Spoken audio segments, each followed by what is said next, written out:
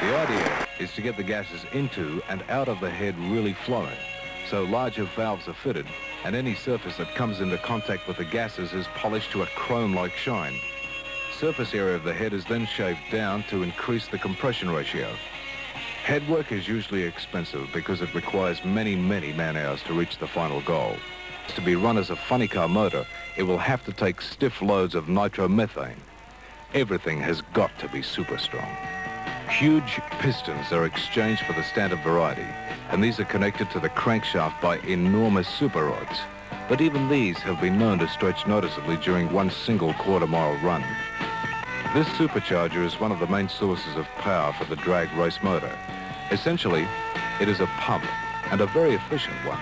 It draws a fuel and air mixture through the top and compresses it with the rolling action, and then it deposits it through the base into the motor beneath.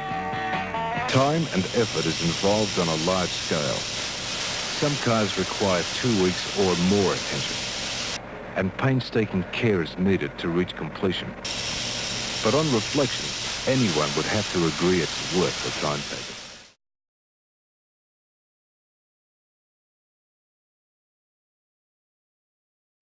A guy called E.J. Potter came to his local drag strip, and he brought with him a 327 Chevy-powered motorcycle. Potter had built this monster himself, and after people had seen him ride it, they began to call him the Michigan Madman.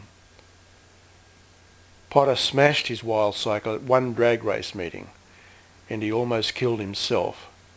He later found leaves and small branches in with the cylinders, and little more was ever heard of E.J., the Michigan Madman. But that only served to whet the appetites of a group of Aussie drag racers who felt, well, if E.J. can do it, so can we. The result was an Aussie version of the same thing, another 327 Chevy-powered motorcycle. This cycle was built and campaigned in the early 70s, right around Australian drag strips.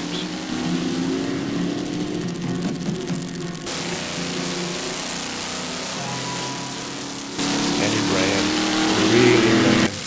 As an exhibition vehicle, the crowd really loved it. It was way too wild for actual match races because, as you can see, it required the whole 2-lane drag strip and then some. It was truly a bizarre act. The cycle's back wheel was raised on a stand, the V8 was started using an aircraft removable starter motor, there was no clutch, and the whole thing was direct drive. To go, the rider simply pushed the bike forward off the stands.